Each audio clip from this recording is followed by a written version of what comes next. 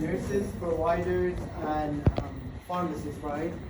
So again, the provider who prescribe, pharmacist checking it, nurses passing that medication. So in order to prevent the medication error, all those people are going to be involved. But again, as we remember, we are the last line of defense for the patient. We're the last one checking the medication, make sure that the medication is correct to prevent that medication error, but also to minimize the adverse drug reaction. So first you need to know if the medication has adverse drug reaction. So obviously, we're not going to memorize it, but again, any medication that you're going to pass, you need to make sure that you understand the effect and side effect and adverse drug reactions, right? Otherwise, how do you know? So that's the first thing that you need to do. So again, educate yourself about those adverse drug reactions to prevent them, right? And again, so the other important of the adverse drug reaction is, again, the system that is going to be affected by those medications. And as you can see, liver and kidney are the two important organs, right? Liver is metabolizing it, kidney is kind of excreting the medication out. So it's very important to watch for those two organs, right? To prevent for those two organs to get hurt by the adverse drug reaction. So box warning, if you look at the textbook and pharmacology book, some of the medication has this next to it, box warning. So whenever you see this, two things. The medication has life-threatening adverse drug reaction, or they are trafficking, one of these two. If the medication has one of these two issues, so box warning is going to be next to it.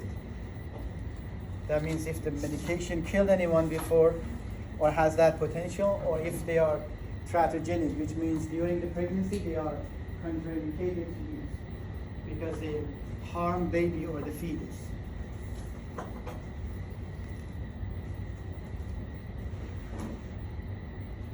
We talk about the medication error, who is going to do it, and again, some of those common things that happen with medication error.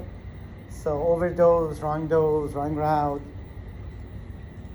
I guess next, in health assessment, did they talk about the medication rights, patient rights, right? Okay, so again, some of those rights here, right? Again, the dose and medication route. So it's become common part of this medication error. So that you have to watch for those. Again, in the past, there was a time that provider, they had like a pen and paper kind of the order. So it was harder to read their handwriting. They were using lots of abbreviation. So that usually affect the medication error. But now, I mean, it's better, it's system-wise. What would an indirect medication error be? So again, here for the direct and indirect is not the medication error, how the medication error directly affect the person or indirectly affect the person. Oh, okay. So directly means the harm that happened to the patient, indirect that increase other costs and other issues and the legal that is associated with the medication.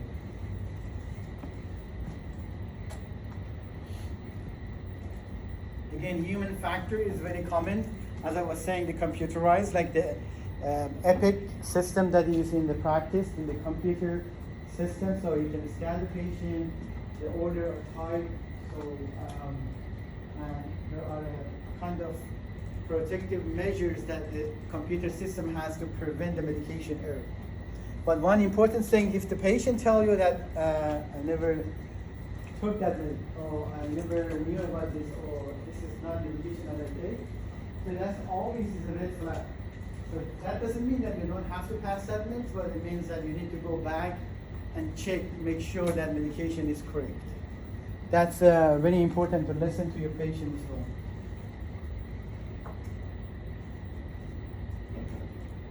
All right, so the individual variation. So again, we are not responding to the medication the same way. Again, some factors that is affecting the medication effect in us. One is age, right? Younger, older, the liver is going to function different. And by that means the kidney and liver. So if there is any change in the function of these two systems, so it's going to affect the medication, metabolism, and excretion. And again, so genetic and race sometimes affect, like especially the enzyme, the P450, are not work equally among all people. So the example of that is when you drink alcohol, right? So some of you might drink 2 and say, okay, I had enough. Some of you might drink 5, right? So it make a difference the way that you metabolize the alcohol, right? So similar for medications. So some people, their liver is function faster than others, so they metabolize medication faster and slower. So that has become a factor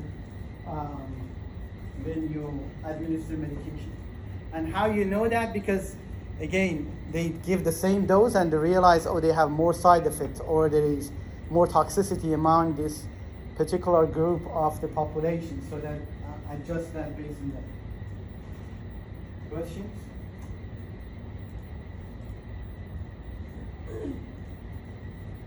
All right, so that was from last week. Now I'm going to dive into the acid base. Again, homeostasis, right? We talk about homeostasis. We want everything to be in balance, including the pH of the blood. So, and that is this number. So 7.35 to 7.45 is the number that you want the pH of the blood to be. Anything above that number, on this side, you see the alkaline, and anything below that line, consider an acid. Again, anytime the pH of the blood change above or below these numbers, so the body is going to respond to it. And obviously that is going to affect the function of our organs. Okay? And again, I think these numbers are the extreme numbers that the pH can go before the patient is dead. Like again, it can go all the way to 0 or, the highest. So usually somewhere around these numbers, the heart and brain is stop working if the pH drops that far down or high. Again, body is very sensitive to that number. As soon as it drops below or above that normal range, so it's going to respond to it. So where this acid is coming from? Again, we break down the protein and carbs and fats for the cells to use that energy, right? And when they do that, 2 things happen. 2 types of the acid is going to produce. One is called volatile acid, which is the CO2. And the other one is non-volatile acid, which is, again, lactic acid, for example. So volatile means the acid turned to the gas, which is the CO2, and excrete out of the lungs. Non-volatile means is dissolved in water and the plasma, and only is going to go through the kidney. And again, more of this acid produced, so it's going to affect the level of the pH input. Again, I'm going to skip the buffer system, and there are 2 systems that work with the pH of the blood. One is respiratory system, and another one is the renal system. And so the respiratory system considered as a second line after the buffer system because it works faster. So it is stimulated faster than the kidneys. And again, the respiratory system is involved with the CO2 only. So the lungs can exhale the CO2, and also they can, what else they can do with the CO2? So exhale it or retain it, right? So what happens when you breathe fast? So you exhale more CO2, right? What's the respiration rate? 12 to 20. Like if the person breathes 25, 30 times per minute, right? So that means they exhale more CO2 out. So what is CO2? Acid. So when you exhale more acid, what's going to happen to the pH? pH goes up, right? Because we're losing acid. So goes toward the alkaline. And vice versa, when we hold the breath, like let's say we breathe 5 times a minute, right? What's going to happen?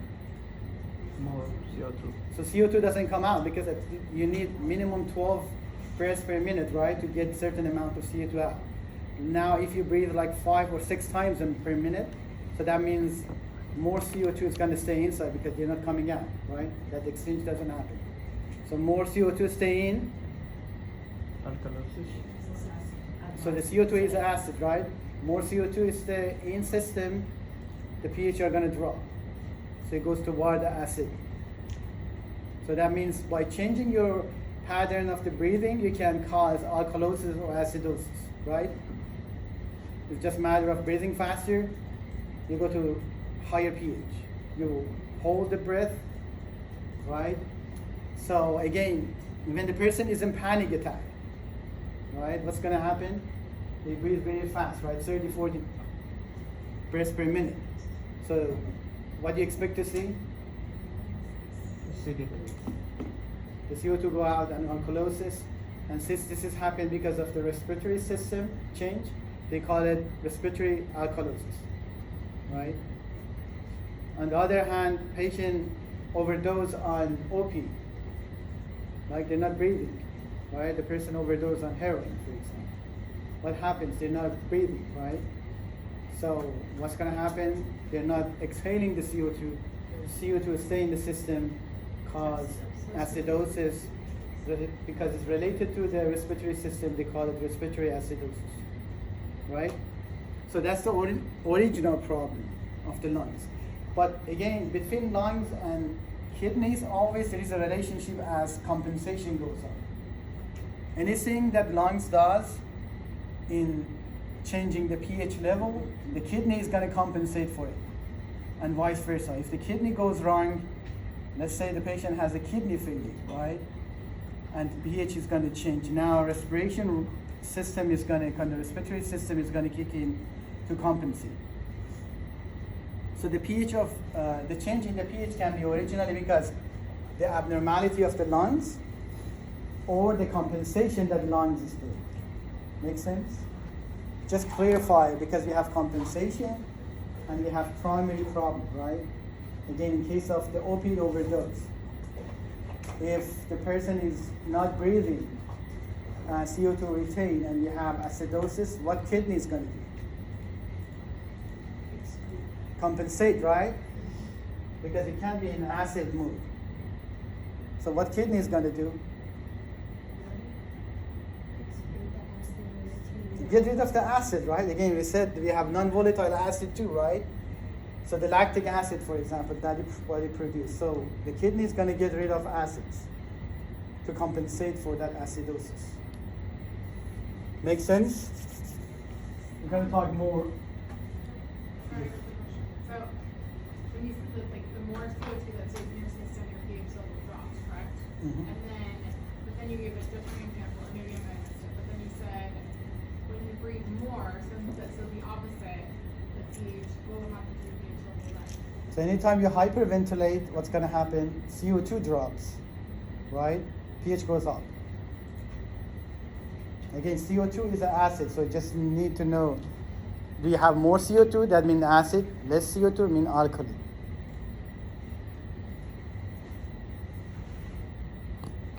So CO2 is produced, where this CO2 comes from, cell respiration, right?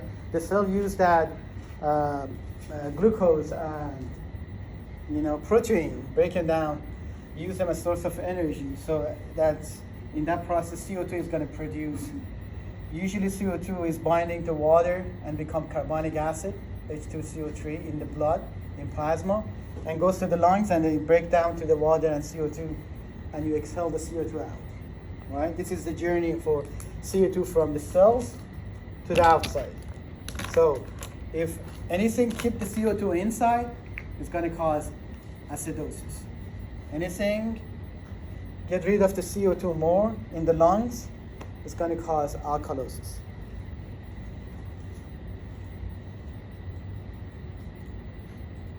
Again, so that slide, maybe we change the normal to the primary. Every semester I say it and I forget. So this should be primary issue, not the normal. This is not the normal thing. But this is the primary problem. So that means we either have hyperventilation or hypoventilation, right? We're breathing fast or slow. Something is wrong with the lungs that cause the acidosis or alkalosis. But also lungs can be as part of the compensatory response. So again, that means if the person has the kidney failure, now they're breathing fast too. But the problem is not in the lungs, right? Lungs is compensating for the kidney issue. Make sense? But if the person has asthma, they breathe fast. Problem is in the lungs. If that clear these two things? Again, so again, the whole purpose, the point here is the pH change can happen primarily in the lungs or the secondary to something else that the lungs responds to compensate. I don't see you look like to be turning on the lights, so I don't know. Maybe by end we get more clarification. So the renal system is a very slow system, like it takes 12 to 24 hours for the kidneys to respond. Again, the kidneys are involved primarily with the changing the pH, as I just said, right?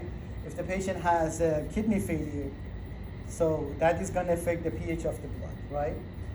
So that is the primary issue, but sometimes kidney as a compensatory response can change the pH of the blood as well. That means like in an asthma patient, right? The patient is not exchanging CO2. So we have increase in the CO2 in system, and that is acidosis, right? What kidney is going to do when that happens in asthmatic patient? What kidney is going to do? Get rid of the acid, right?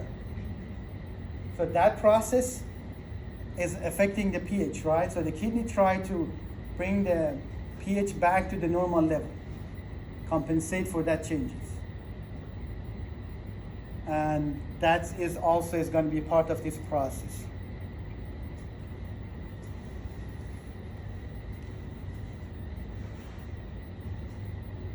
So metabolic acid or organic acid, non-volatile acid, they're all the same thing. Like you're familiar with the lactic acid, right? When you exercise. So that is what happened. The muscle cells break down the nutrients, and part of the waste is the CO2, another part is the lactic acid, right? And that is going to carry with the bicarbonate in blood, goes to the kidney and going to go out of the kidney, right? So the lungs has only CO2 to play around, right? The CO2, lungs is exhale the CO2 or retain the CO2, right? Kidney has two things, acid and bicarbonate. So kidney can retain the acid or excrete the acid. They can retain the bicarbonate or excrete the bicarbonate. Bicarbonate is alkali. Acid obviously is acid, right? These are two opposite things. But kidney has control over these two elements, right? So when we have acidosis, what should kidney does? Excrete the acid and retain bicarbonate, right? Make sense? So that make the kidney is more, is a stronger organ to control the pH because it has two elements to work on. Make sense? But these are the two things that kidney does. Play around the bicarbonate or the organic acid to keep the pH at the normal level. Whereas the lungs only play around the CO2. Nothing else. Make sense? Question? Which part you don't understand? Compensation? Problem issue? No? You good? Okay. All right, so let's get to the problems and then we talk more about cases. So again, the pH lower than this number, 7.35 acidosis. We have two types, metabolic, respiratory acidosis. So respiratory acidosis means acidosis related to lungs. Metabolic acidosis means anything that causes acidosis is not related to the lungs. Make sense? Kidney is the major one, but some others, like red blood cells, can be involved in metabolic acidosis as well. And alkalosis is the pH going up, right? And then the same kind of metabolic and respiratory alkalosis that you can have. And then you have these lab values that you're gonna play with this on exam that you need to know. You don't have to memorize it. On exam question, you have this information. So you just need to interpret those problems. Interpretation is, we're gonna practice today. But pH, we already know the range, right? And then we have CO2 level has to be 36 to 44 millimeter mercury in the blood, the pressure. And the bicarbonate is 22 to 26 milliequivalent per liter. There is no organic acid, right? We don't measure it as part of the ABG. So the bicarbonate is representing the acid as well. Organic acid, non-volatile acid. Like lactic acid is not present in this equation. But bicarbonates represent the acid as well. Now, knowing this information, like if the patient comes to ICU and then you draw blood, and then by the way, the arterial blood, right? It has to be, because it's not venous blood. So that means they poke the radial artery in the wrist, right, with the needle and draw the blood, right? So it has to be blood that's coming out of the arteries or the brachial arteries if they want it. And they give you the number. So now the patient comes, the pH is 7.2.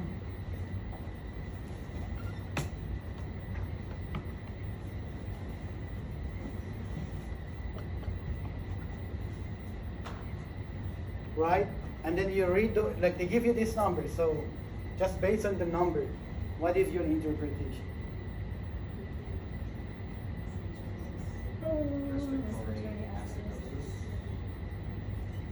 So first you go to the pH to find out what is it, right? Acid. Okay, when you find, this is the first step. The second step is to look at these two and see which one is acid. Which one is acid? Yeah. So this is acid, right? Why? Because the CO2 is 36 to 44, now it's 50. So CO2 is elevated. So we have, this CO2 is causing the acidosis. And now, so this has become primary issue. So because happened with CO2, what we call it?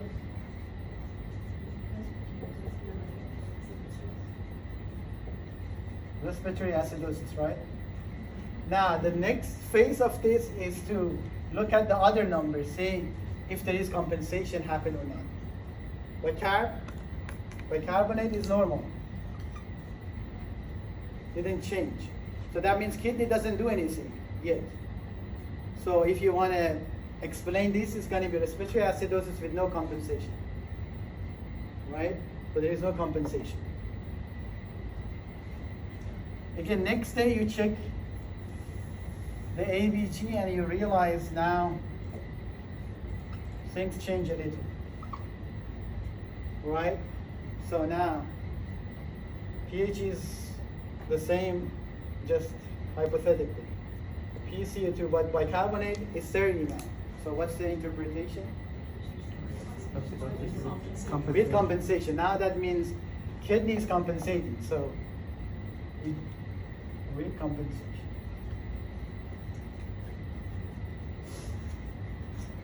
So that means if this acidosis lasts long enough, always kidney is going to compensate. Like this, if we don't treat this acidosis for a day, bicarb always goes up. Make sense? But it's just a matter of time. It doesn't happen in 2 hours. It takes longer time.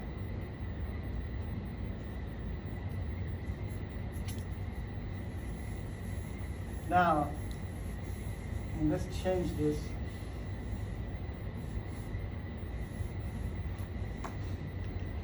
So the pH is 7.5.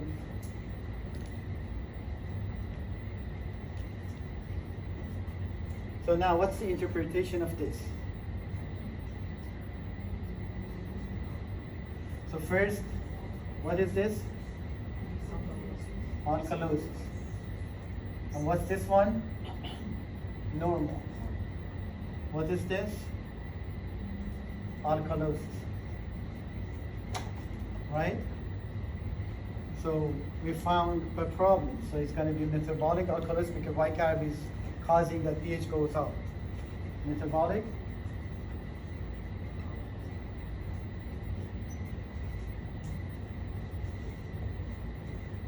Right?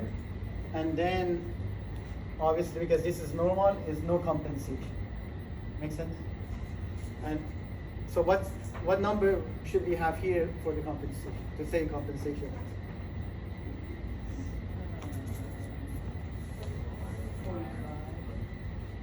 45 is still on its range. No? Oh no, 45 is good. Make it 47. Right? This is, now you're gonna have compensation. That means lungs is gonna respond. Because now you have CO2 is elevated. Right? Because now what is this? Acid, right? Make sense? So CO2 are retaining. So that means patient had a kidney failure. They're not able to excrete the acid out. Acid accumulate, causing this metabolic acidosis. Now what lungs is going to do is it's going to retain. So they slow down the breathing. Retain the CO2.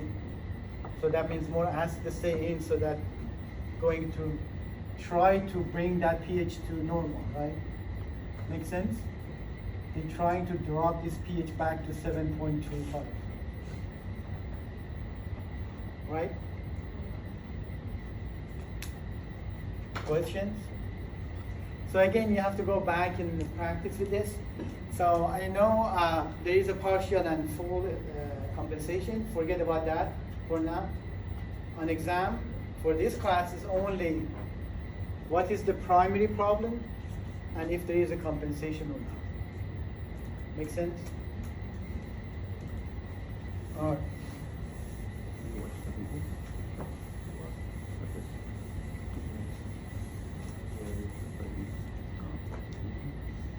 Now we can go to individual cases and scenarios that affect the pH. So metabolic acidosis, right? So what's happening in metabolic acidosis? You tell me. Kidneys are retaining acid, So the pH drops because something wrong with the kidneys or blood, right? The pH is lower than the normal. So let's see what's causing this situation. Oh no, before that. So as you can see here, there is a kind of ratio between bicarbonate and carbonic acid, 20:1. You don't have to memorize this, but just know that there is such a ratio. So in metabolic acidosis, what's going to happen? We have more acid, which means we have less bicarbonate. Make sense? Again, here the bicarbonate is represented bicarbonate and acid. We don't have acid next to it. But anytime you see bicarbonate means the acid is next to it, right? Because they are working together, if it makes sense. So when we have less bicarbonate means we have more acid. That ratio change to this. And so what is causing it? Again, two things, right? Non-volatile acid increase, or we lose bicarbonate, right? So again, there are several conditions that can contribute to the non-volatile acid. Again, kidney failure is one of them, right?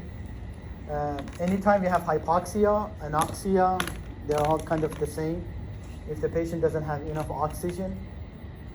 And ketoacidosis is in diabetic patients, if the patient is a burn victim, for example. So all these things can contribute to extra production of the acid. So that means the body produce more acid, or they're not able to get rid of acid. And the acid stay in the blood. So that's going to be one reason for metabolic acidosis. Other one is the bicarbonate. Losing the bicarbonate, and again, diarrhea is very common cause of it. Why? Because bicarbonate absorbs through the GI system. So we eat the bicarbonate. The amount of bicarbonate, body doesn't produce the bicarbonate. It comes from food intake. So when you have diarrhea, so the bicarbonate doesn't get a chance to absorb enough. You know when a person has diarrhea, the GI become very fast, right? The motility and movement in diarrhea, so the bicarbonate doesn't get a chance to absorb. So if you lose the bicarbonate, the pH goes. We're losing bicarbonate, pH goes down, right? Again, bicarbonate is alkaline, so when we lose it, cause acidosis.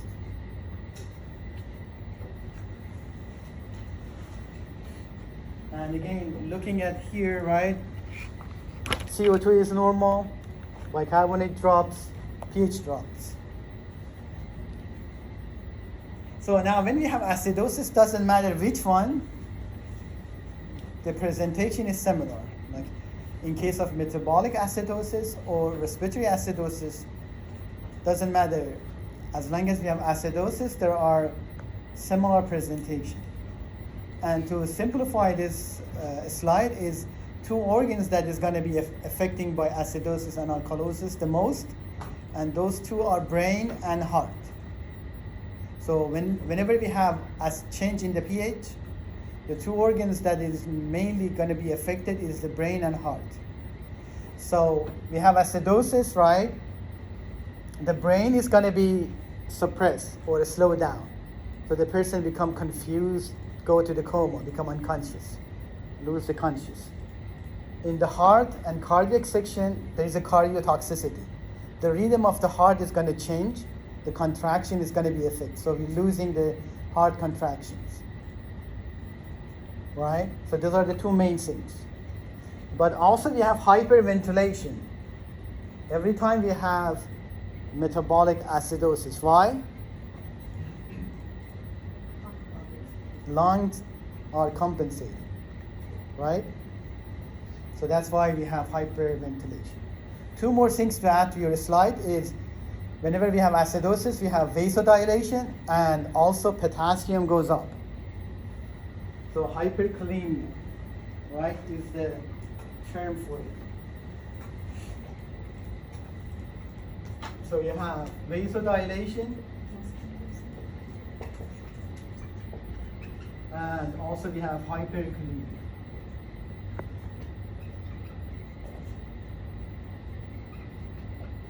And hyperkalemia means potassium decrease. Right? These two things also happen with acidosis, doesn't matter which type, right? Again, the potassium is electrolyte of the heart. Any change in potassium is going to affect the heart. Potassium goes up, heart is not working properly. Potassium goes down, again the same situation, heart doesn't work properly. So they need the potassium. So now that we know the potassium goes up, and that's the reason the heart rhythm is going to be changed. Make sense? You said this is under acid on it? Any acid, yes, any acid. Metabolic acidosis, respiratory acidosis does the same thing, the acidosis. This slide is for acidosis. Right, this is for the metabolic acidosis. But again, anytime you have acidosis, this also happens because of the acidosis. Vasodilation. So when we do vasodilation, what happens to the blood pressure? Blood pressure drops. Right? By end of today, you're going to be very good at that. And again, potassium is you know, its cardiac function is rely on potassium. Right? Anytime potassium goes up and down, right, the person is going to have dysrhythmia or arrhythmia. That means it's not going to contract properly. That means the blood is not circulating, right? Blood pressure is going to drop as well.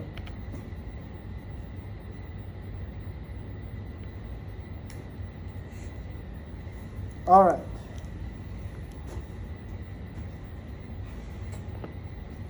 So now the compensation, again, we have metabolic acidosis, right? Blood carb is low, pH is low, stimulate the lungs, person start hyperventilating, breathing faster. So by that, they get rid of the CO2 drops, and in hope that the pH is going to increase back to the normal. And that's the compensation. The respiratory acidosis, again, is another type of acidosis, right? Which is the lungs related. So again, the relation between these two is going to change in favor of CO2 or carbonic acid. As you can see here, right? The carbonic acid is going to be bigger, this section. So that means we have more CO2. So anytime we retain the CO2, we have more CO2 in blood, that means we have respiratory acidosis, right? Again, etiology behind it. Few things. Impaired in gas exchange. What lungs does to the gas that we breathe in and out? What happens in the lungs? We get oxygen from air, right? Goes to the lungs, goes to the cells. And that CO2 that we already talked that coming to the lungs is coming out to the environment, right? So we exhale out CO2, we inhale in O2, right? So now anything impair that exchange, like some of these diseases that are listed here, COPD, pneumonia, asthma, right? So it's going to affect that exchanging between oxygen and CO2. Even though person breathes 20 times per minute, the alveoles, those balloons that you have in the lungs, are not exchanging anymore. CO2 comes, but it doesn't come out. Stay in. Make sense? So CO2 doesn't come out. That means it stays in the blood, right? So you have more CO2 in the system. That is cause of acidosis. But the other thing is the neuromuscular dysfunction. Mainly the chest, right? Again, your health assessment, I don't know how far you are. The assessment of the chest, right? Cardio and lungs. So breathing is related to the chest movement, right? The chest kind of expanding and, going down, so it make that. So anything that affect that chest cavity is going to affect the breathing. Like let's say if I have surgery on my chest, so I'm not going to breathe because it hurts, right? If I have any nerve damage to my chest, so my chest muscle is not able to contract, so I'm not going to be adequately breathing. So that is going to affect the amount of CO2 coming out. And the last one is respiration center in brain. Anything affect that respiration center and slow it down, so I'm going to breathe slower, right? In brainstem, we have respiratory center. Like when we overdose on opiate, the opiate medication goes to the respiratory center and slow down the activity of the respiratory center. That's why the person breathes like 5 times per minute, right? So these two are mainly slow down the breathing. This one is impaired exchange. Make sense? And this one we breathe enough. Like in an asthma patient, they might breathe 30 times per minute. Still, it's not going to exchange because there is not enough structure in the lung to do that exchange. Make sense? But anyhow, the consequence is CO2 stay in blood, doesn't come out. And CO2 stocking in means the pH are going to drop. It's causing acidosis, right? The CO2 go up, pH drops. And bicarbonate is normal, so there is no compensation at this stage.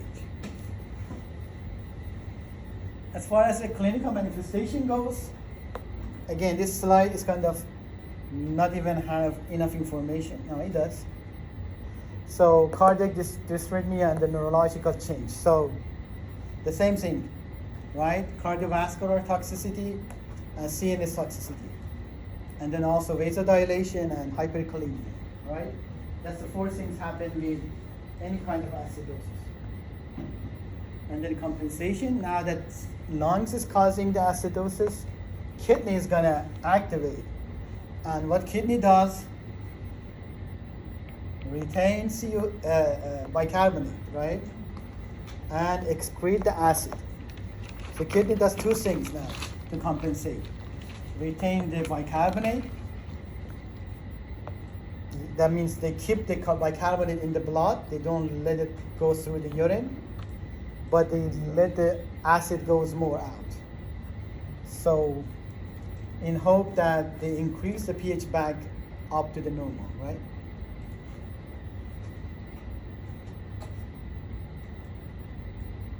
Yeah, let's take a break, 10 minutes. Questions?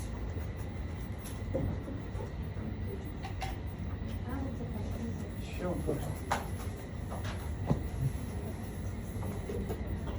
You mentioned that for acidotic patients, there's like four main things that will present, and that's vasodilation, hypertension, hyperkalemia, and cardiac arrhythmia.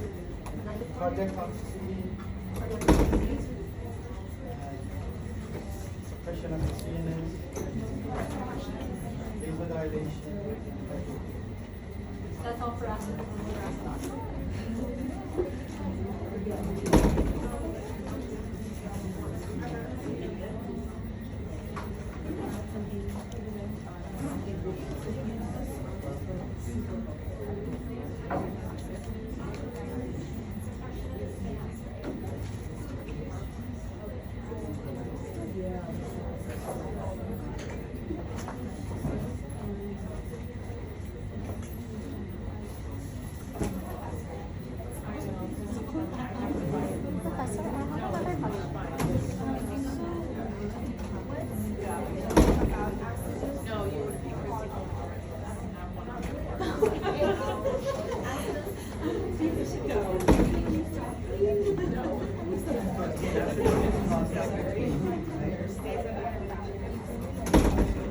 Acidosis affects the sodium and acid in the vein. So it's increasing output of the acid. When we have acidosis, right? Acid is leaving the cells more. So that makes more potassium in the circulation. And that increases the potassium.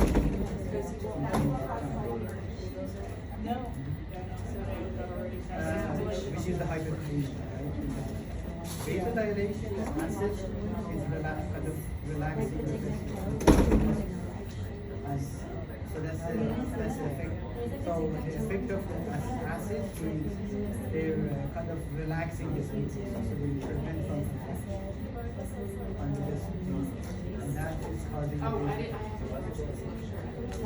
again, you know, vasodilation happens because there's a muscle in the vessels that is contract and relax.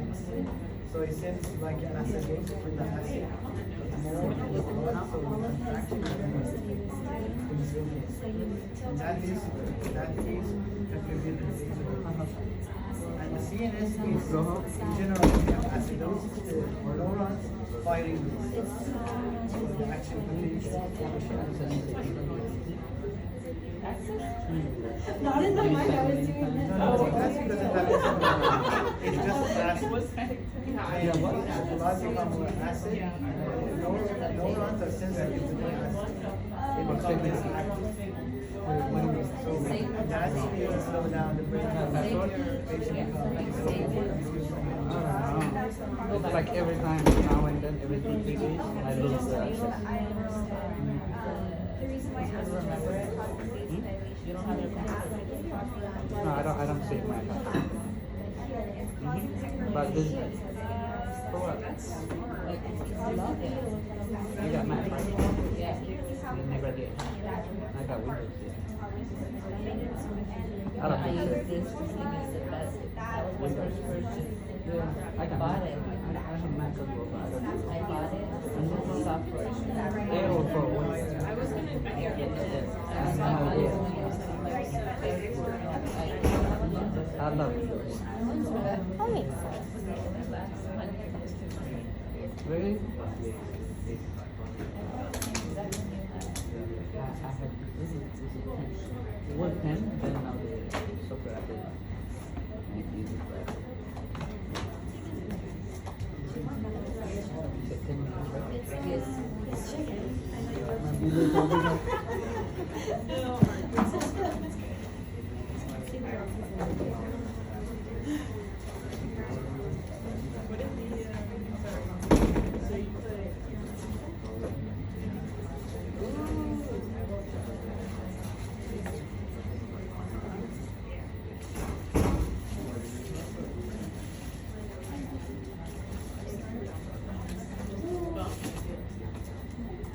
I feel bad.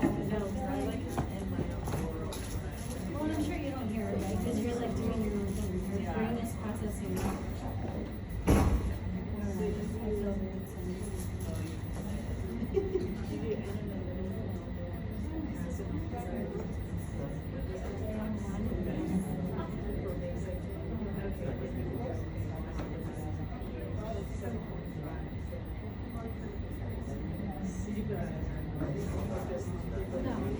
yeah, so let's initiate just like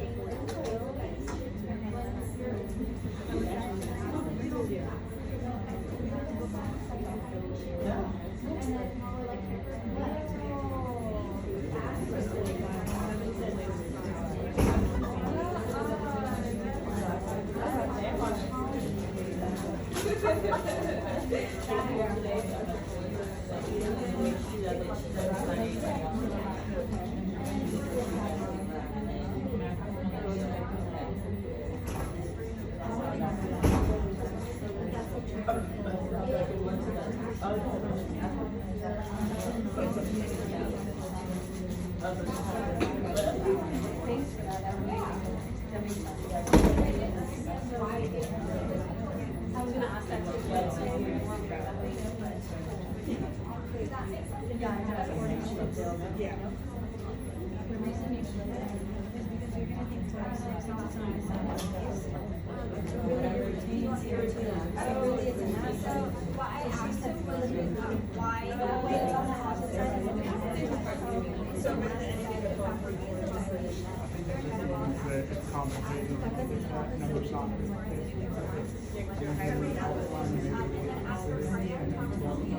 breathing out all this.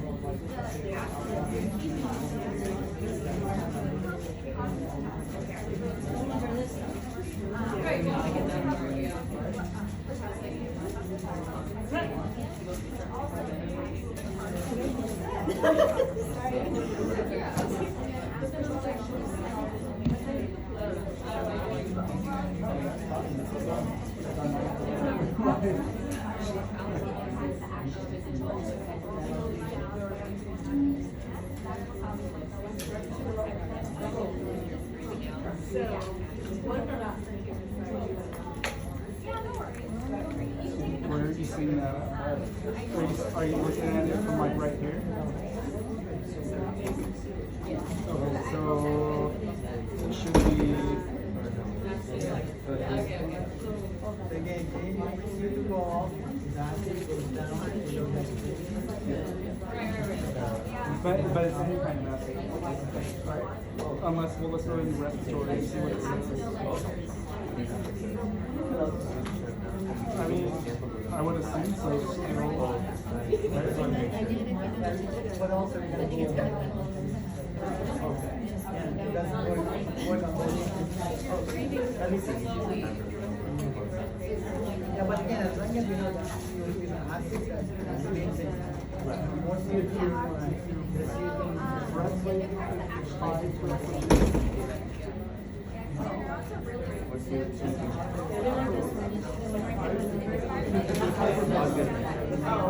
would like literally write it down so I could try to get it straight. and it goes up with more acids, right? CO2 goes down.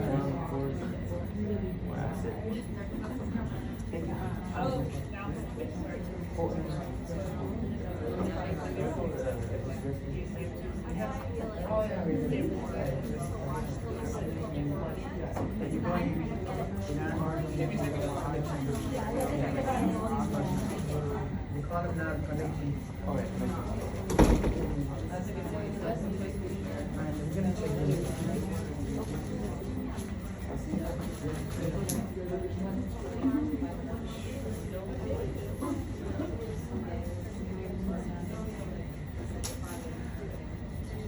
Okay, so let's continue on this. Now we're going to talk about alkalosis, right? Again, we have two types, metabolic and respiratory alkalosis. So we're going to go with the metabolic alkalosis. Again, look at this relationship, right? 20 to 1. Now, in metabolic alkalosis means we have more bicarbonate.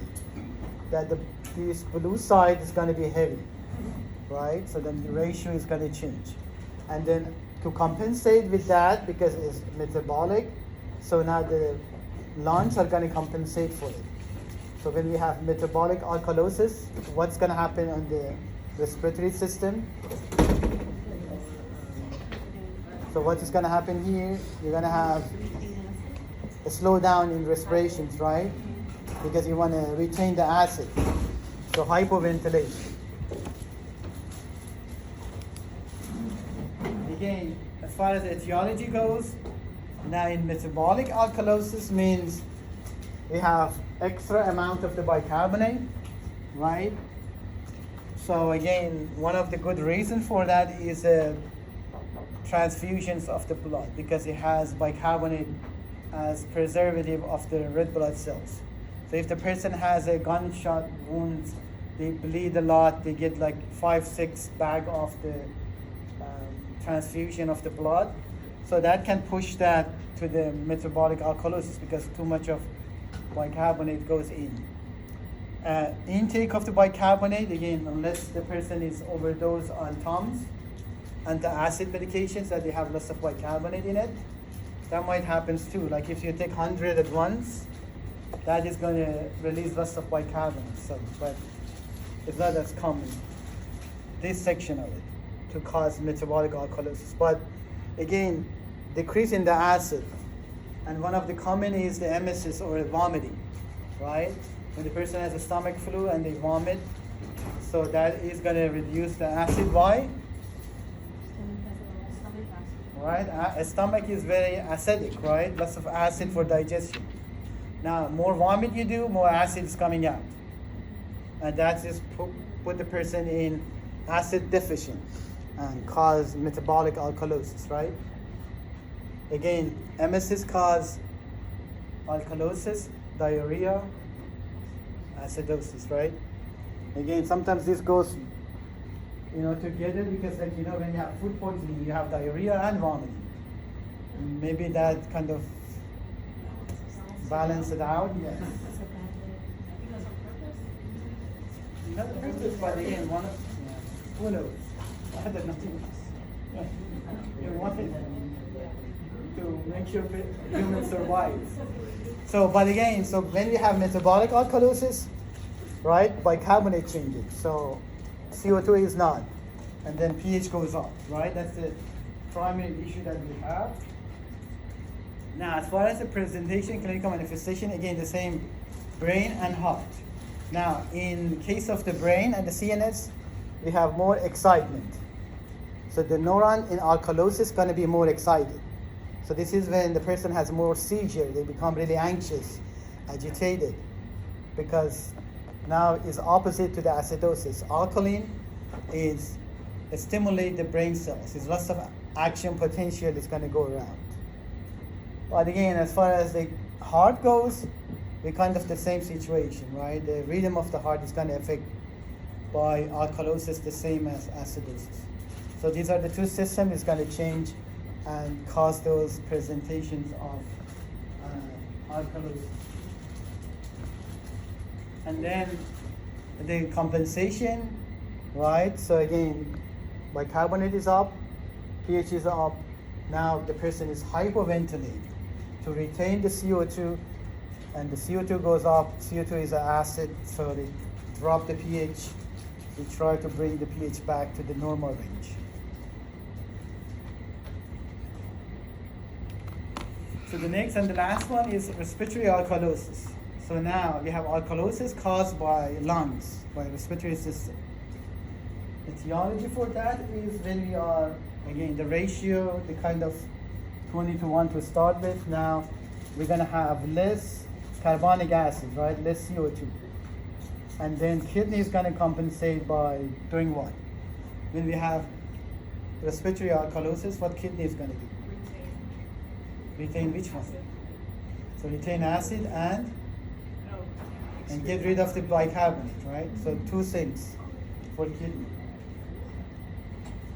So again, anything cause hyperventilation, make us breathe fast, so it's going to cause respiratory alkalosis.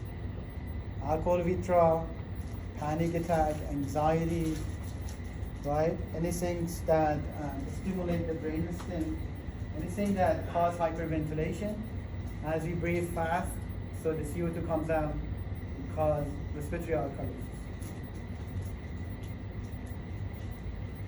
And again, now the cause is low CO2, right? The pH goes up. The presentation is kind of the same. Cardio and neuro going to be affected, right? Doesn't matter if it's respiratory alkalosis or metabolic alkalosis. Now, we said what happened to the vessels and the potassium with acidosis? What happened to the potassium when we have acidosis? Increase, right? What happened to the vasculature? Dilate. Alkalosis, opposite.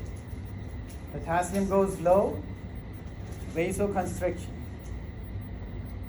So, acidosis causes vasodilation, alkalosis causes vasoconstriction. Acidosis causes hyperkalemia, alkalosis causes hypokalemia. Potassium is up and down, and vessel is constricted or dilated based on acid or alkali. And specifically, cerebral vasoconstriction is very significant.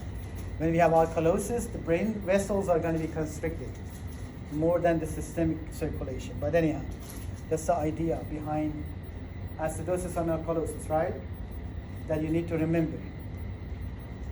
So if you know one, like you need to learn, just say, okay, I know the acidosis, alkalosis, make it opposite, right? Acidosis, it does what? Vasodilation, hyperkalemia, right? If I know that, now if I ask alkalosis, it's going to be opposite, right? Vasoconstriction, hypokalemia. I like potassium, the ion of the potassium. And on the Pathopharm 2, that was my favorite subject to ask questions. But for you guys, it's going to be like only a couple of potassium. Again, so CO2 is low, pH is elevated, kidney is responding by, again, excreting bicarbonate, and so they are increase the secretions or excretions of bicarbonate and retain acid to drop the pH to bring it back to the normal range. Questions? You got? Yes. So for alkalosis then, how does it impact the heart? The same way. Is it the same way? Okay. Again, dysrhythmia is kind of, I leave it for next semester because that's like a day of lecture for the medications and the dysrhythmia. But yes, the rhythm of the heart is rely on the potassium level. So again, potassium is heart is very sensitive to potassium, brain is very sensitive to sodium. So any change in a potassium, rhythm of the heart is going to go out of whack, right? So it's going to be very affected by it.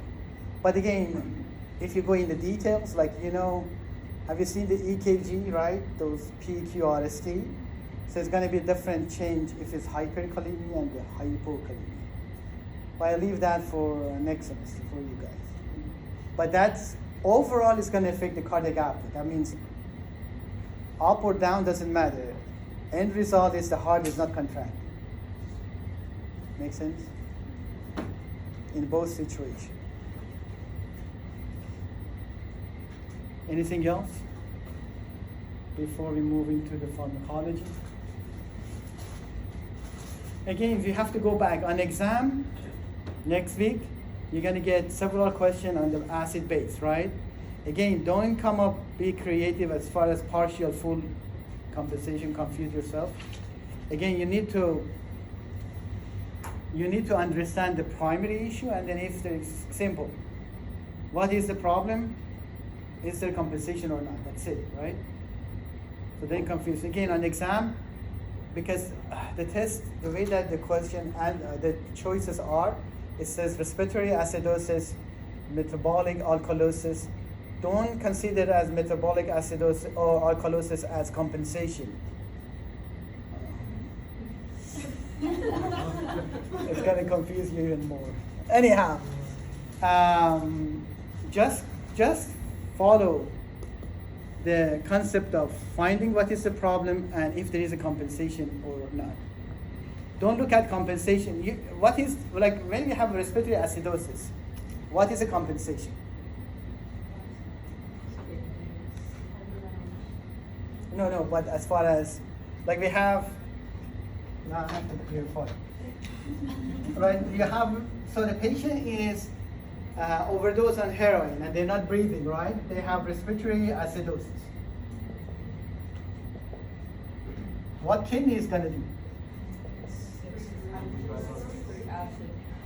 Retain and excrete. Which obviously does what?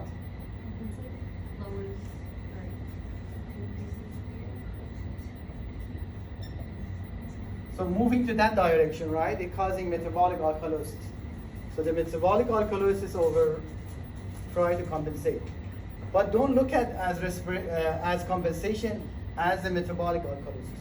On exam, this is not I'm not asking a specific what is the compensation. I'm asking only yes or no. Make sense? Don't choose this answer, right? So because this is not correct. Make sense? If it doesn't, let's say. Yes, I'll give you the example. So he's asking if it's just with or without compensation. He's not asking specifically whether or not it's etc.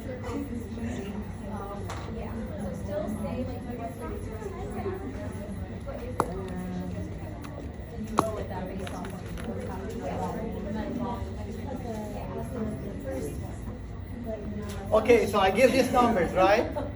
I give you these numbers, and I say, okay, select all apply, right? The choice is more than one answer.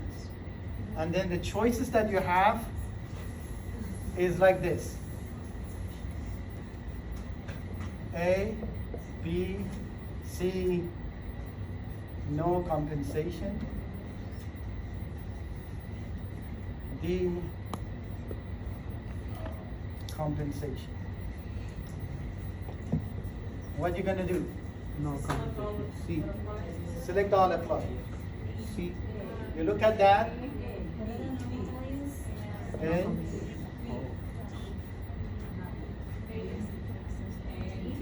A and D. Right, the answer is A and D. Don't select this one. Because you say, oh, this is a compensation. But I don't want the compensation as what happened, right? I want to see if it's happening or not. Make sense now?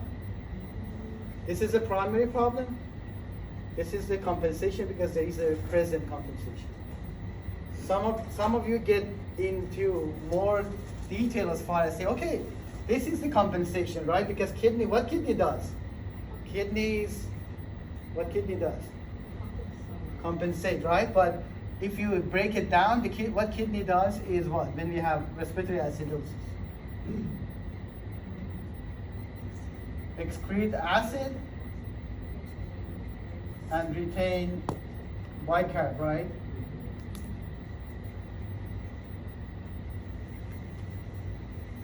So if you do that, what's that is going to do?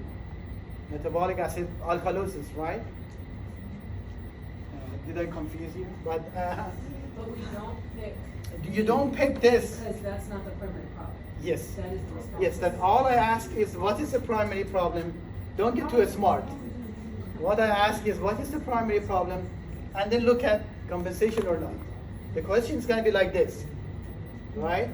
So you look at the numbers and then you have to find out what is the primary issue, which is this, and then skip this one.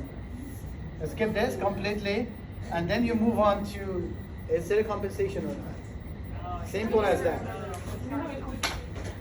Yes. So,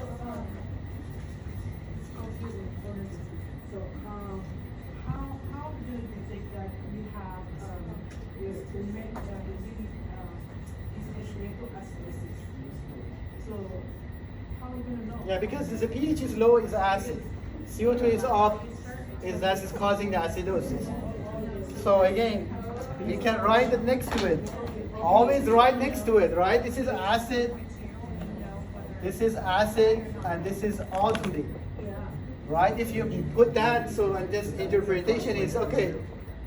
The acidosis caused by the lungs. So this is the respiratory acidosis. Because this cannot cause the acidosis, right? This is alkaline already. So, and then now I'm finding the problem, right? Problem is here.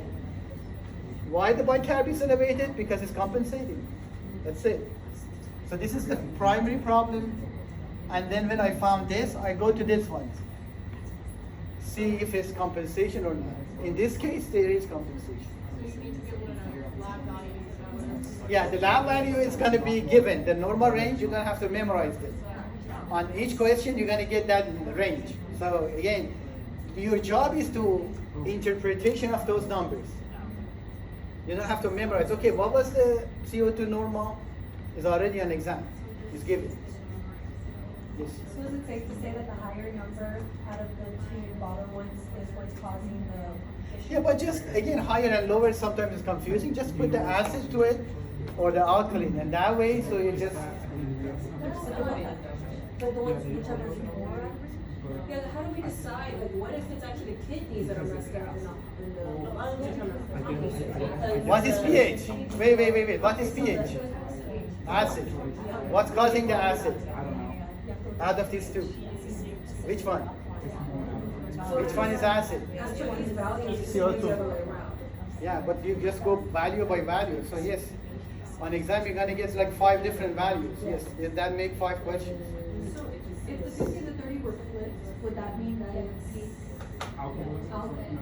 Yeah, I mean if you change this to what? Flip it. So let's say like, This is 30 and then, and this is the pH? yeah. Okay, so what is your interpretation? Just you work through. Well, they're still acidic. So it still is acidic, right? What is causing acid? pH balance, It's still the. just the bicarbonate, So what is this? or no? Like let's say this is acid, right? Yeah. What is this? That's What is this? That's acid.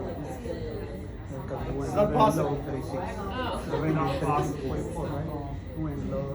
Right? That's the whole thing. If your pH is acid, you can have 2 alkaline. Right? So who's causing the acid then? So that is incorrect numbers.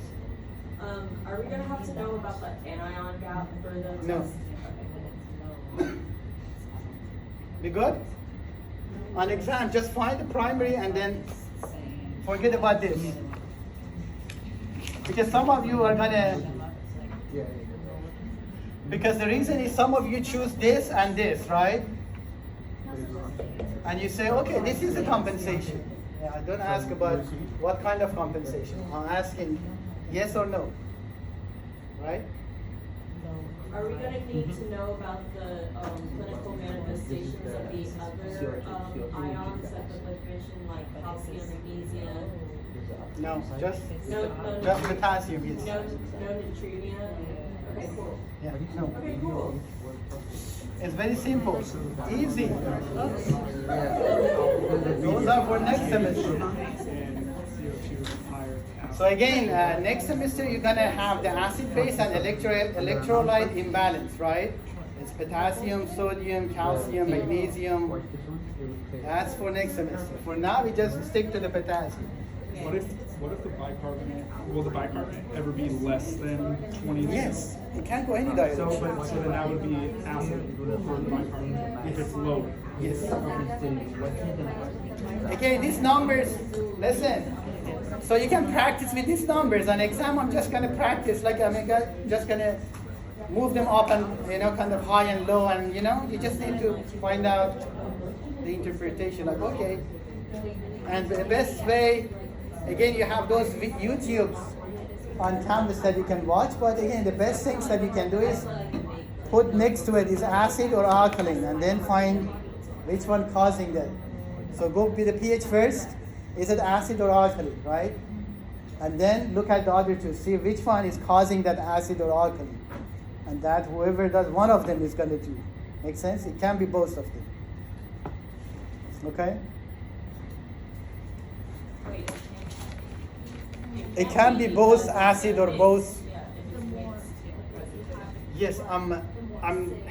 Are we gonna do mixed presentation? No. Good. Okay. No. Again, when we talk about compensation, we have full compensation when the pH is normal, but the bicarb and CO2 are not. Right? That is considered as full compensation.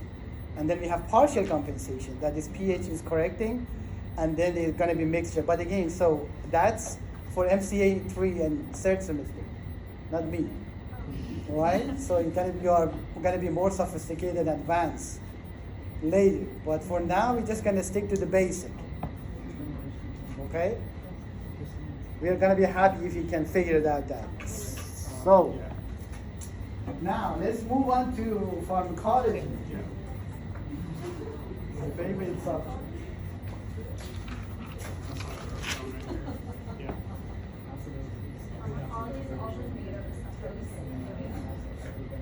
All right, so practice on acid base. When you get home, obviously you need more practice to grasp the information. But again, pharmacology, right? So pregnancy is the situation that, again, the medications become an issue, right? The person has hypertension, now they get pregnant, right? So they've been on the antihypertensive medication. Now, as soon as they get pregnant, they cannot get any of those. Majority of antihypertensive are teratogenic. So they drop to like 2 or 3 options, right? So if they are on those meds, they have to stop it. Again, so things become complicated when the person becomes pregnant, right? Because of teratogenicity effect of the medications. That's one thing. Pregnancy get complicated, cause hypertension, cause hyperglycemia, and needs for more medication. So that's again, it become another challenge, right? So you know that, so the blood sugar goes up, blood pressure goes up. So that kind of condition that happens with pregnancy, that you have to find a medication that doesn't hurt the fetus. And also we have other conditions, morning sickness, nausea, constipation, anemia. So all become part of that pregnancy process that we have to treat. So we have to make sure that we don't hurt the fetus. So all those things become part of our assessment when the person is pregnant to prevent teratogenicity of those medications. Because as you can see here, all these meds cross the placenta between mom and the fetus, right? The placenta doesn't hold any meds or substance. They all cross over. And then fetus is going to get that medication or medications, and that has become teratogenic. teratogenetic effect of those medications. But again, you don't have to worry about those examples. So the main things, again, we try to reduce the risk of this teratogenesis. Don't forget about substance use, right? Alcohol, right? It's very significant, cause damage to the fetus as well, that it has to be in our, evaluation process. Now, this is what FDA give us, categories for meds. They all divided to these 5 categories, A, B, C, D, and X. I was waiting for E here, right? A, B, C, D, E. I don't know where X come from.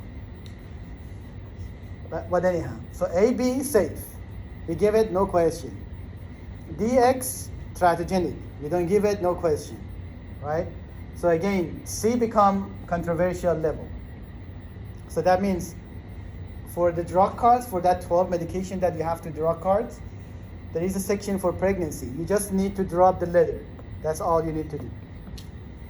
Zoloft, category C. Lithium, is it there? Lithium, category X. Or Depakote, I don't know, D. You know what I mean? All you need to do, just drop that letter for your drug cards. These letters has a meaning. That means if it's D or X, you can't give it. If it's A and B, you can. If it's C, you have a discussion with the patient, right? And the good example for the C is depression during the pregnancy and SSRI, right? The safe SSRI during pregnancy is a Zoloft. You can't use any others. So again, that's another thing. If the person is depressed, become pregnant, they have to switch to Zoloft. They can't have any other SSRI. Zoloft is the C. The rest of them are D. So what are you going to do now? You have to make a decision. Are you going to buy the depression cause more harm to the fetus or the Zoloft? And that is I'm not going to pick sides, but that is up to the person or the couple that make a decision. Because again, both has the harm. Depression harm the fetus. Medication in the category C harm the fetus. So on the drug cards, you just want us to put a letter? Yes. Just say Prozac is whatever it is. You know the section for the pregnancy. You don't have to write, oh, Prozac is going to be teratogenic, harm the fetus. Just say D. Right? That's the language. Question? So now we're going to move to the pharmacodynamic receptors, fun stuff.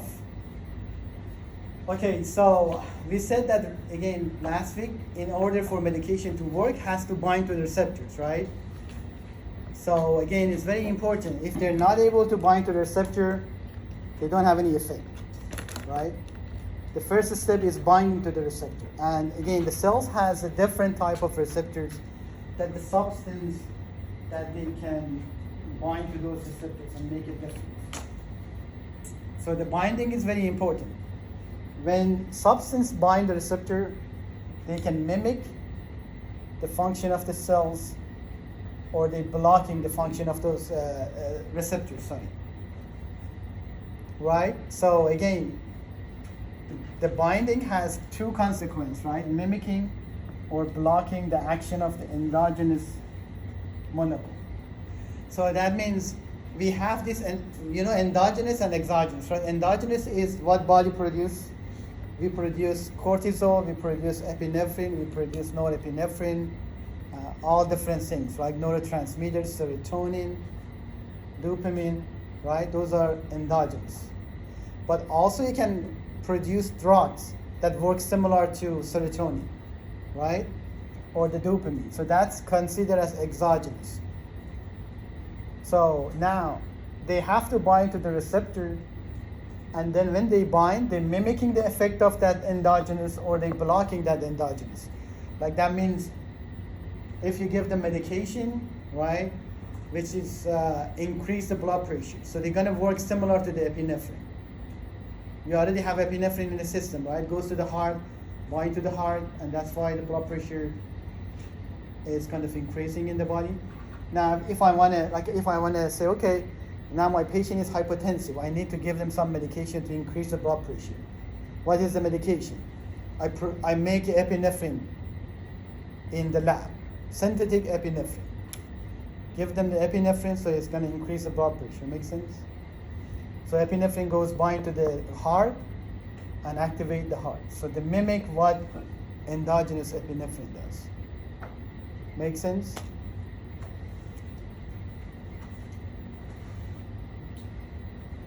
Here are the receptors.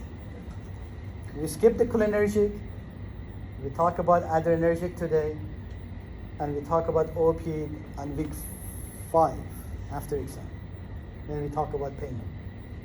Right? Today, adrenergic receptors. Which we have alpha and beta. So now, going back to the concept that we were talking. So this is the norepinephrine that the body produces, right? We have, what was the effect of norepinephrine? What norepinephrine does? Increase heart rate. Does increase the heart rate? No, it doesn't have any effect on heart. Even though here it shows in a way, but again, norepinephrine causes vasoconstriction, increase the blood pressure. But anyhow, so if the norepinephrine wants to bind to the receptor on the heart, so when we give them drug that is mimicking the effect of norepinephrine, it has to be similar structured than norepinephrine when they binding to the receptor. That means again, the medication should kind of resemble that endogenous neurotransmitter or hormones or chemical that body produces in order to bind to the receptor. And okay, now we're going to move to the agonist and antagonist. Again, agonist means activation. But again, activation of the cells is not always increase or faster. Sometimes it's slower or decrease. Right? So that means the substance or the drug bind to the receptor, right? Which called what? Affinity. Right? Remember we talked about albumin and drugs binding? We said that some medication they have higher affinity to bind to the albumin. So affinity means binding. So in order for something we call it agonist, like any drugs to become agonist, they should have affinity and intrinsic activity. So that means they bind, they make a change inside the cell. So cell has to have some kind of changes. Right? Opiate medication, like you give them morphine, bind to the pain receptors, right? And slow down the action potential. So the pain reduce. And that is the intrinsic activity, right? You give them antihypertensive medication, bind to the cardiac muscle, slow down the function of the cardiac muscle, slow down the contraction. Make sense? It has to bind and do something to it. When you bind to this receptor, the medication, the substance also make a change. Right? You give them Adderall and the person start dancing. Right? Very happy and up and down. Right? Increase the activity. So the cells are responding to that binding. And that's called agonist. But again, remember, it's faster or slower. It's not always faster. Have you heard GABA receptors? Right? GABA receptors are inhibitory receptors. That means if you activate them, so they slow down the neurons. So it's kind of slowing the function of or activity of the neurons. And that's how you decrease the anxiety, how to put the person to sleep. Right? Now, the other one is antagonist, also known as a blocker. Again, the difference is antagonist has affinity but no intrinsic activity. So the purpose for the antagonist is bind to receptors and doesn't allow the agonist bind. By itself, it doesn't do anything. If you give them antagonist and there is no agonist, it doesn't make any difference because it doesn't change the cell's activity, right? Intrinsic activity means the cell activity changing. Make sense? What's the purpose of antagonist? Block. Just block agonist. So now, when you give them agonist and antagonist, which one is going to bind first, or which one bind more to the receptor?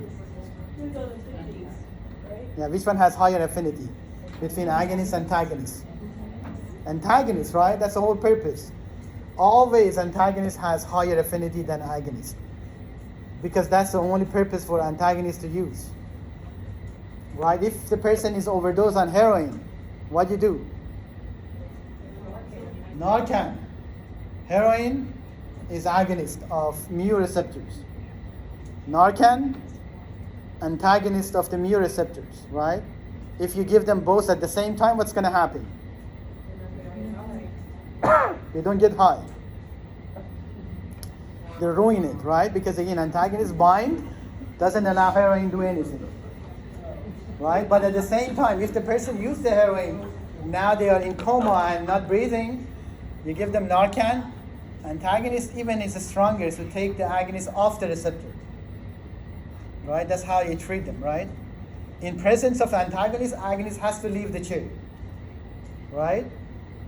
So and that's whole purpose. When antagonist comes in, all the agonist moves out. That means the receptor all ready for antagonist.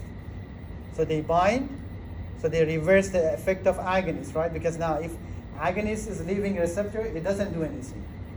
You have agonist in blood, but doesn't bind to the receptor because who's sitting on the receptor? Antagonist, right? And that's why antagonist, high affinity, but no intrinsic activity. If I give you a Narcan right now, what's going to happen? Nothing, because you don't have, hopefully, right? You don't have opiate in the system. If you do, you go through withdrawal very badly. You're just going to punch us. So, again, it doesn't do anything because it goes bind to the receptor. Okay, by itself, doesn't make any difference, right? It's just sitting there. But if the person has heroin and you give them Narcan, what's going to happen? Like they're in coma and then all of a sudden sit up and start dancing. Not a dancing, they start attacking you, right? What the heck did you do to me? Because they're withdrawing. Make sense? That's why they say when person on the street, like this Narcan kind of procedure is very common now, but they want to make sure that you shake him first, make sure they are in overdose, not sleeping. Because if you're Narcan a person when he's really in high level, right, it's coming down quick. And it's not going to be a really nice situation. They're going to chase you.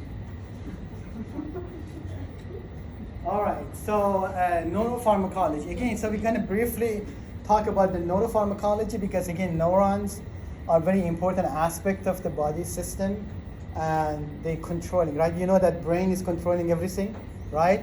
Anything affect the function of the neurons is affecting function of the other system as listed here, right? Again, everything is under control of the brain. So the brain cells, neurons, are going to affect everything that we have. So anything that alter the effect or the function of the neurons is going to be consequently affecting and changing this system as well, and function of the system.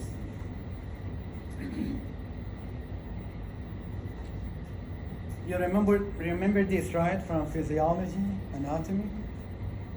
Which class did they teach? You remember?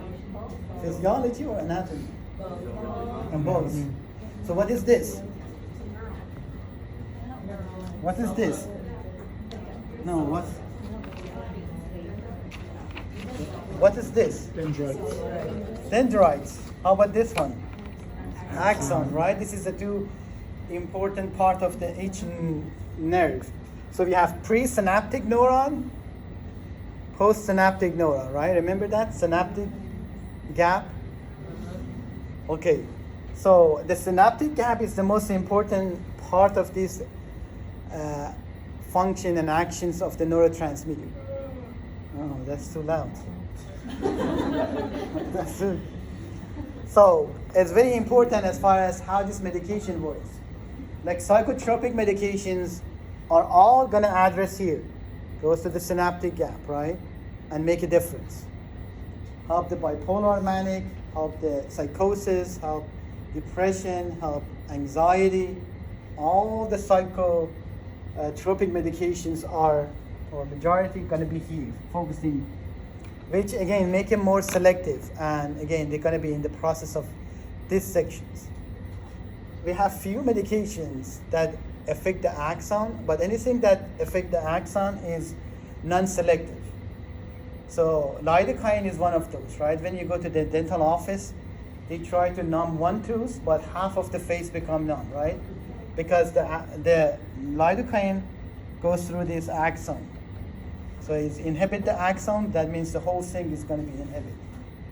Or baby delivery, right? Epidural. When they do the epidural, anything below that point of back is going to be numb. You don't have control of the bladder, you don't have control of stool, you don't have control of the legs, but those are not the purpose, right? You try to eliminate the pain and the pressure, but obviously that's another like a way of working with the axon. So that is non-selective, so it's not really ideal type of the medication. So that's why they're focusing on this synaptic gap. And by focusing on synaptic gap, we're focusing on this different phase of the neurotransmitters, right?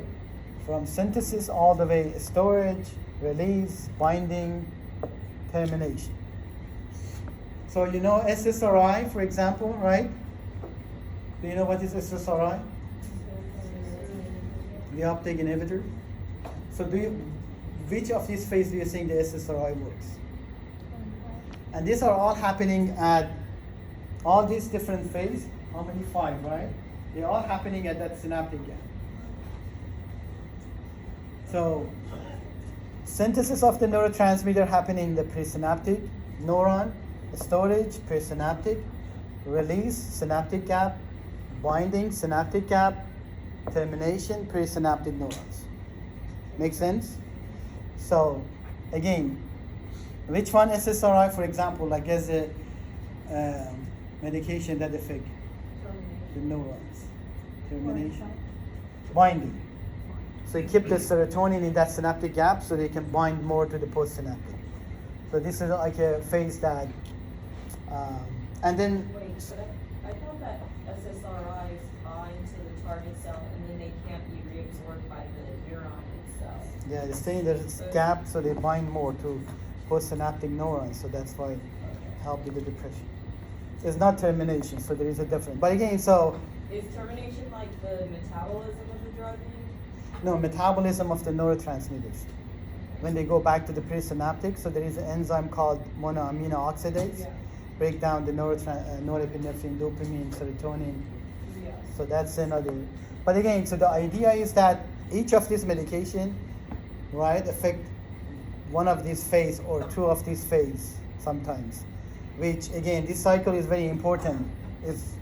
Is constantly goes through in that presynaptic and postsynaptic and synaptic gap.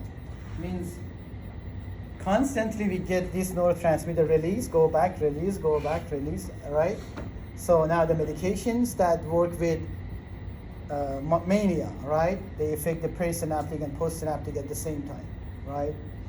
SSRI, like leaving, like medication here, but I'm just an example to give you idea. So I'm not going to get into details of how this medication works, but give you idea of, so the neuropharmacology is very reliant on this one. Like, again, it's not just a psychotropic medication, like dementia meds work here, right?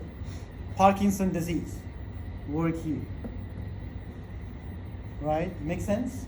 All those medications that affect the brain and the CNS have function here on this synaptic gap. We good?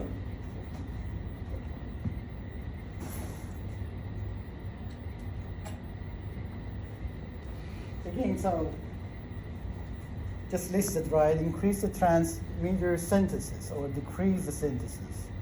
Again, these are all different things that happen in those different phases of neurochemicals that go in. Now, we're going to talk about this and then we take another break. So, a parasympathetic nervous system. So, we have peripheral nerve. So we have central nervous system, right? What is the central nervous system? Brain and spinal cord, right? Central one. And then they divide it to what? Peripheral nervous system. And we have two, right? One is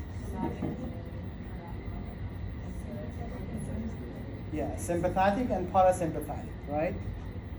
So sympathetic nervous system, you already know SNS. When we talk about stress, right? Epinephrine, norepinephrine, fight or flight. Remember that, right? And this parasympathetic nervous system, right, also is the second part of that peripheral nervous system. So what is the SNS doing? Fight or flight, right? You keep you awake and alert and running around. This one, relax you. Okay, slow down, eat, digest, pee and poo and that stuff, right? Again, listed here things that it does. Slow down the heart rate. You don't need to be all hyped, but increase the gastric secretion. So saliva is going to increase more. Digestive enzyme is going to increase more.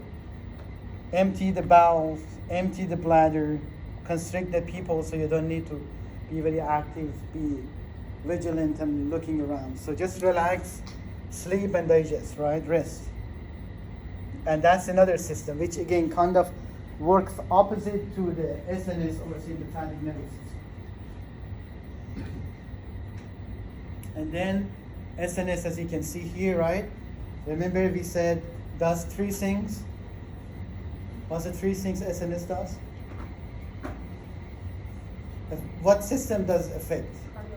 Cardiovascular. What else? Cardiovascular. This is cardiovascular. No, it's three systems that we talk in stress. Lungs and liver. So it's affect the cardiovascular system, right? Increase the cardiac contractility, increase the heart rate. What it does to the lungs?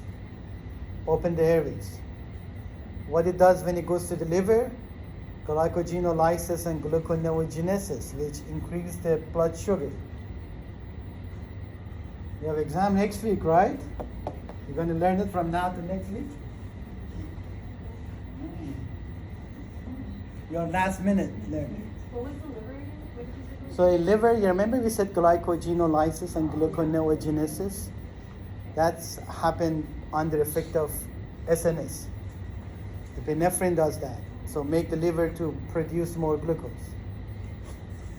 Also, the one that we didn't talk is the regulation of temperature. So SNS is involved in the temperature regulation. So regulate that kind of the process. But again, I don't want to get to the temperature yet. But again, we're going to keep it on those three things that we know, right? So fight or flight, while increasing the heart rate and contraction, lungs and glucose.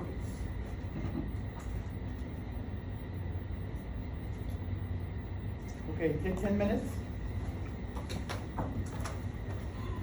I need full attention for the receptors of adrenaline.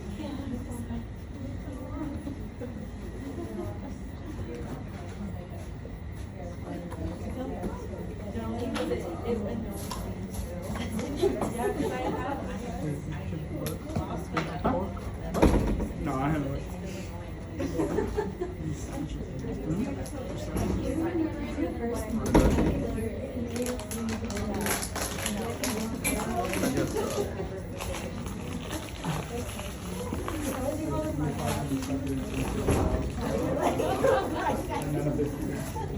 I'm like, I just stick to it.